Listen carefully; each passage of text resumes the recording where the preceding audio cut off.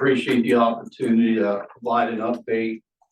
I know that last time we gave an update publicly was last spring at the SAG meeting, and Angela at also the RT meeting. A lot of this transpired, and I hope I'll provide a better update, a little bit more information.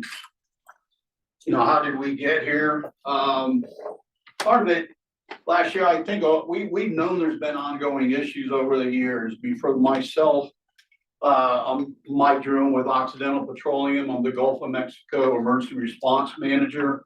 A lot of my responsibilities, wearing a lot of different hats, is also overseeing our exercise every year. And 3 times in the last 6 years, we go through an offshore exercise. We say if we use our dispersants, I'll use the example in 2000. Last year we had a scenario, 350,000 barrels a day. We were able to stop the flow and shut it in 11 days. In that 11 days, we burned through about 968,000 gallons of dispersants. On that point, you look at, the ongoing issues. We know the identifications are kind of out there and say, maybe Corexit will work it out. So we made some assumptions, but still 968,000 gallons of about 2.1 gallons. How are you going to replace that on there? We made some assumptions, at the time, get it later on, there's another dispersant manufacturer, they don't have any identification, but still pose a problem on there. Then the event that kicked the can per se was when Champion X put a public letter out there late last year. It said they're no longer going to manufacture Corexit dispersants or any USR chemicals. They said they withdraw support of the regulatory registration from July 2023, and basically Corexit is about 45% of the global dispersant stockpiles that we know, and about 90% of the U.S. stockpiles. Some of the key drivers looking at the sustainability of a good business model. It's been approximately 9 years since anybody bought Corexit. Looking at litigation associated with dispersant use post-Macondo, particularly indemnification that are posed on the existing stockpiles in manufacturing.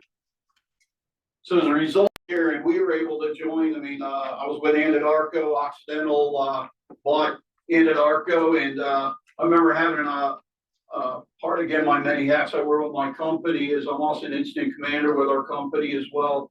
And I do our QI training. I got with the QIs and senior management and said, oh, by the way, we've got this letter here from Corexit, and here's how it's going to impact us.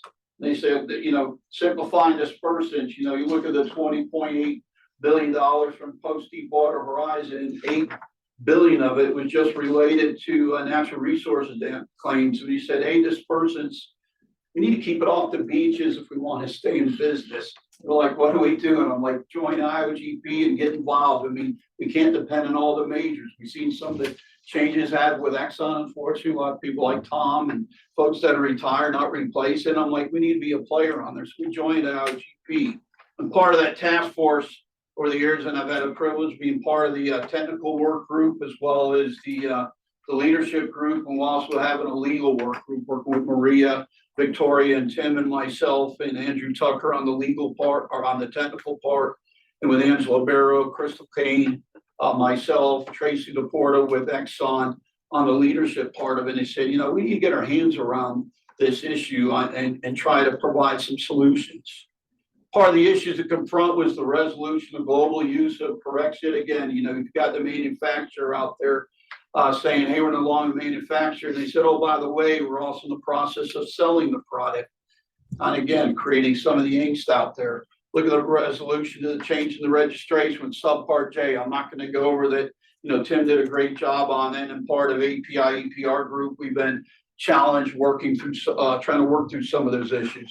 Look at the financial requirement, legal indemnifications. Again, we realize, with myself being a GDS member, some companies, and I think it's very few, probably name them on the hand, that may have signed indemnification. Most of it, like ourselves, are saying, hey, when the oil spill happens, we're going to have to sign it and make a hard decision at that point. Looking at during vehicle to try to look at the adequacy, dispersant, stockpile, and replacement capacity. I mean, John Belk, he gave a great presentation and enlightened us of the technical group back in April on there, looking at the problems, looking at the supply chain challenges and how you're going to replace those stockpiles. Again, I said earlier, with identifications, with our exercise, 960,000 gallons, about 45% of the global dispersants on there. If we had a fill, and I just use ours as an example, how you can replace those stockpiles. And again, part of the issue is looking at the summary for the approvals and availability of industry stockpiles in different countries. We're still going through making sure, looking at, what's registered in what countries and see how that impact with a domino effect. Part of the resolution, the changes, regulation, again, I'm not going to go over all the EPA thing, but say, looking at the shell product use, which is new on here, looking at existing stockpile documentations on it, and as an operator, I briefed our legal folks saying, we got to make some hard decisions, is an OSC out there going to try to take that away? I mean, we're a plan holder, from, again, one of the many hats on, and also oversee our Gulf of Mexico oil spill response plan. We list dispersants in our plan. The only manufacturer that we list right now for resupply is Excel DWD, and it's only listed in the US. It's going to create a problem on there if you're looking what's listed and trying to replace in other countries. We agree that part of the task force agreed with some of the that we need to look at the registration after the December 11th, after the subpart J regulations. And part of another resolution, talk with John and some of those folks say, hey, can we look at Slick-On registered in the US? Currently Slick-On is not registered in the US. Again, we need to look at dispersants. We know that's an effective tool, what the OSR gentleman started this session with. Part again, looking at it, ChampionX agreed to extend the support of the registration on a temporary basis beyond 30 June 2023. Task force indicated we also be willing to fund the registration process. We realized that, the existing model, nothing's been bought in 9 years. What can we do to offer and say, hey, at least at a minimum, maybe as a mechanism, can we at least pay for the registration in order to keep that product available for us? Again, the US, and again, it's not a US problem. It's obviously, it's a global problem, and that's what we need to focus on. Right now, just, we got the clock is ticking just in the US, just to December 2025 for registration. But the big one, and it showed earlier with the stockpile, the UK registration has until January 2024. The French registration around the corner, January 2025.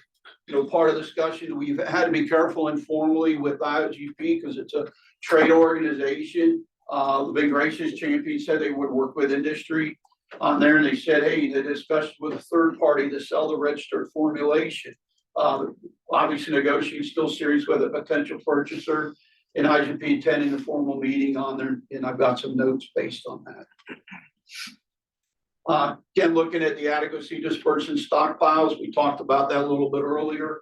Currently building a database, just look at approvals, conjunction, what's in different countries. Do industry auditors need to reevaluate the distribution, the size of the stockpiles? Similar to what John had talked about earlier, who's determined with a reasonable or worst case discharge evaluation of these stockpiles? There's really aren't currently any regulations out there. At least right now, I know the US, the 254 regulations coming out.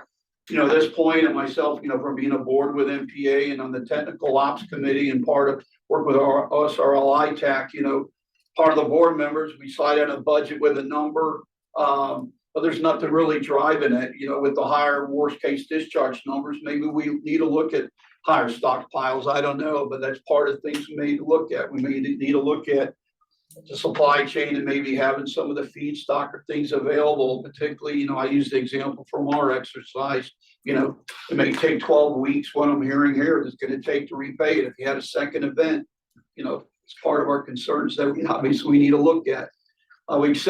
Task force accepts the change in the business model. Again, looking at paying registration at a minimum or annual fee to provide incentive to register the remainders products on there.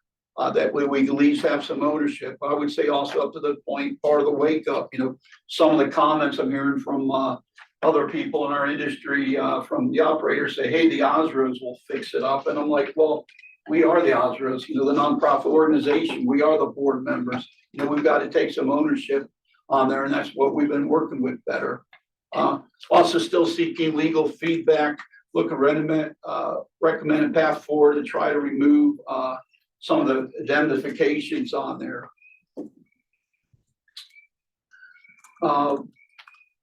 Part of look at some of the solutions, champion and main concern is exposure to the proportion of stockpile dispersion, but doesn't indemnify. That's about 75% of the US, about 600,000 gallons.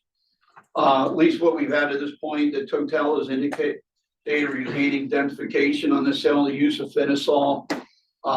They say right now we're grateful they had not posed any indemnifications, but they won't register the US until we agreed upon a minimum to bind. And I can understand, it's a business on there, costs of money and time, particularly in the US, to register on there. Part of the SMEs, they've also looked at reblending and re-registration of correction as an option to remove indemnifications. That imposes other issues. It may require a new registration name for that product. There's also logistical challenges having to reblend off-site rather than having to do it on-site. I think it'd be pretty darn difficult. And the value of the accumulated research, everybody knows correction on there's been a lot of research on there. If you create another product out there, there's going to be challenges, particularly in the market. I think it's doable, but it's going to be a challenge on it for that new product that people are going to gain confidence. Is that new model going to have the same efficacy? And again, in the US, Excel DWD is the only person that poses no indemnification, but it's only registered in the US. Part of the meeting we had informally, and again, was informally trying to be careful because they're in the middle of a negotiation with a third party on there. They had informal discussions with the task force, the conception of a new business model where maybe annual retainers paid for services for testing, registration, verified storage on there. Again, trying to work at a low minimum. Offer to reformulate corrects it is another identification. Try to remove identifications. Basically look like a 2-for-1 model. As I mentioned earlier, it may make it less toxic, maybe quicker biodegradation. May increase the stockpiles as another solution. That's just to be integrated, maybe a business model. I don't know. Again, we're just looking at different options. Again, part of the registration, these champion X are willing to do the work to get their registration over the line. If you maybe share the cost and likely the third party register, that probably makes the most sense to us. Part again discussions with the task force, and again we've been fortunate. Again, recognize the global issue. Tim Stepik's been an active participant. We've been meeting on a frequent basis, showing at least how Subpart J has played into that. Still unclear. One of the issues, and not trying to beat it down. Who's the designated agent? Can that be an OSRO? Maybe, I don't know. That's something we're looking at. Can the shelf life be submitted in perpetuality? Right now I'm not aware of any data from the technical side, if there's an expiration on their concern that maybe having a government agency to deciding on that. As Tim brought up, maybe trying to grandfather and look at some of the issues, which makes some sense. Some of our next steps is task force considering issues and making strategic recommendations. I need a vehicle again to look at recommendations for paying registrations globally. Look at a model that may help out with indemnifications or options for that. Again, assessing the supply chain and global stockpile adequacy. Again, a big problem. As I used the beginning on here, is just, you look at different exercises, you practice how you play. If you had an event in the world today, how are you going to replace that stockpile? And how is that going to affect other people and their plans? Again, trying to look into look at a steering committee with other recommendations. So. Our communication materials, we have 2 that have been prepared, and they're on the IOGP website for IOGP members. Any questions? I know I went through that fairly quick. A little bit more information from last year. It's kind of a moving target of complex issues, but special thanks. Harvey's been the environmental director on there. He's been the informal cat herder, just trying to keep us online. Really want to also thank Andy Nickel and Brianna Wood. they've done a lot of thankless job trying to support us on there, but I mean, it's been a team effort, of course, Tim, with API, so, you know, we're committed to work together, and I think we'll find a solution, so.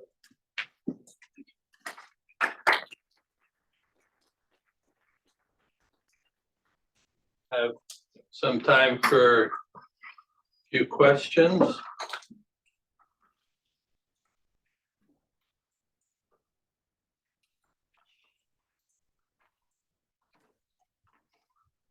Thank you. So Will Griffiths from the International Maritime Organisation. You had a slide that alluded to who defines the required stockpiles and levels. I wondered if IOGP or IOGP had any stats or feel for the number of self-producing wells and the sort of worst case flow rates, or whether most or how many wells require enhanced recovery now. As I understand it, one of the things that's potentially caused a problem with the subsea injection, we can, even though you need less per oil, you can have elongated spraying, so the requirements total may be higher. But if the wells aren't self-producing, that's not the problem. So I was wondering if there are any trends as with the new wells coming online or existing wells as to whether they're self-producing. I'd say the attention step would be brought to the task force folks looking at, because like I said, there's no regulatory driver, which is a good thing. I mean, I think it has gotten attention. I know the IGP well expert committee on there, and I know the API and the US part of it, you know, we're looking at worst case discharge numbers on there. There's a sense that it drive it, but right now with the current identification manufacturing, I think my personal sense is waiting for things to settle on there. But I think once we get over that, I think people looking at the risk, and that's really where Dispersants is looking at the risk. I know for us, it's from a business risk of being a non-major oil company. You know, as I put it, that our QIs that went to our board, of course, the CEO, and I'm like, yeah, we need Dispersants if you want to be here tomorrow on there. And I think that's a lot of the driver people realize, it's keeping off the beaches. I mean, not just in the US because of the claims, the regulations, in other parts of the world, you know, keeping off the beaches, because that's food sources for a lot of countries, so.